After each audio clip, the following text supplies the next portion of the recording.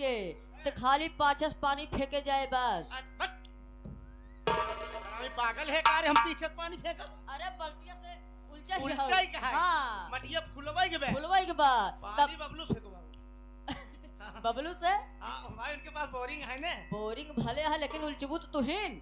हां ठीक है। हाँ ठीक बा। लेकिन कैसे? ए हाँ बोल पहले। हाँ ये बतावा हाँ हम जात ही हाँ रहू कुछ कहीं नहीं आई के एक कहा था हम सब कहीं जाओ तो हम ए? नहीं जाए फिर ए इनके बस का है ही नहीं बा काहे और का सब कहीं ले ही कि सब कैले हैं सुना इनका जब माटी तो इनका लिया चला वो हमारे वो आई है दुकान वो वाले रामासरे भैया हाँ उन्हों लिया चला। हाँ ए तू अपन सब्जी मंडी बंद कर दे अब भिया से महिलानी दिखावो न करबे तू इनके हिया जाए कि सुनाए मोर करेगा अब बात न हमसे होई सुनाए मोर करेगा तू दिखला बड़ा जवान मोबाइल या तेले जा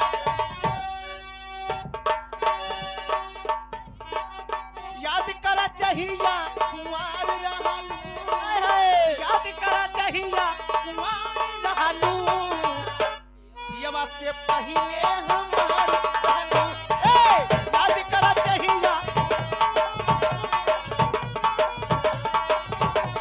अब बात न हमसे होए सुनाए मोर करेजा अरे क्या बात है अब बात न हमसे होए सुनाए मोर करेजा तू दिखला बड़ा जवान मोबाइल या टेले जा याद करा चाहिया कुंवारी रहलू अरे याद करा चाहिया कुंवारी रहलू ये बस पहले हमार रहलू अगर हम पियोस पहले उनका न रही तो के कर होई हां याद करा चाहिया कुंवारी रहलू पियवा से पहले हमारी रहलू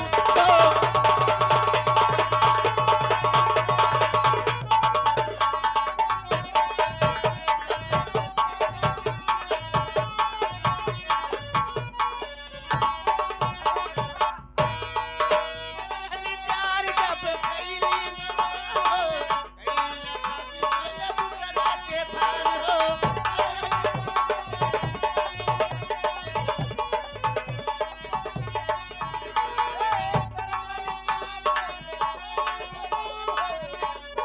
दूसरा के थान जात बार जाता हमके जान भुलैया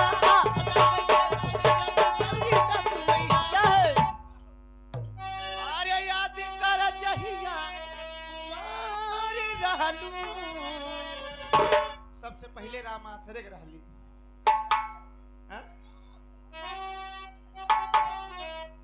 नाचे जब बेगर नाचे थे तो नहीं उठ उठ चला जावा था नाचे लागो तो ही भाराई पर वे ही पे गए इनके हिया हम कहते हमें नंबर का चप्पल नहीं करते हो कहे सब तो तोहरा ही चाहिए सब पहन ले अरे हम कहे ऐसी करना नहीं दुकानिया तो ये दोनों चली जाई कहे नहीं देखा तुम्हार बहुत पहले के हो तोहरे बरे तो भाई हम कहे कि इनका कहे चप्पल तो पसंद कैलीन हम कहे कितना लेबे तो कहा था दोपहर में हम कहे काऊ कहा था हम कहे कहा दोपहर में ए कहा था दोपहर में बैठा चाय नाश्ता करो करे बाद पैसा दे भाई करू हम कहे तब तो बड़ा बढ़िया तो चौंक के जो दोपहर में ना भाई तो दोपहर के बाद देहु पैसा इनका। एक घंटा हाँ ये आ गए हमारे मान्य श्रीमान जी अख्तर अली।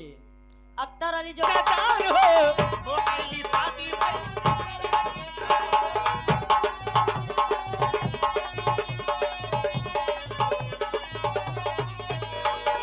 कहा गया है दिल पे लगी चोट निकली नोट पे नोट पैसा चाहिए जितना लग जाए आज सारा दिन कमा नहीं चाहिए सब नौटंकी में चला जाए लेकिन उनका टेंशन नहीं बा गाना हमार लगा रहा है चाहे दिल पे लगी चोट तो निकली फटही 10 की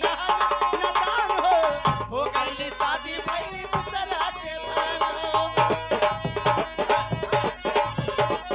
चाहे जाने जाके बारू का हमके जान भुलैया पापा जी से दिन धरा के जल्दी तू चल जइहा हो भागे खत संगे तैयार रहलू भागे खत संगे तैयार रहलू पियवा से पहले हमार रहलू ओ कहिया कोहार रहलू आहा, पियावा से पहले 10-20 जने के उधार रहलू। उधार नहीं कब हम गहने रहे। हाँ यही आई गेल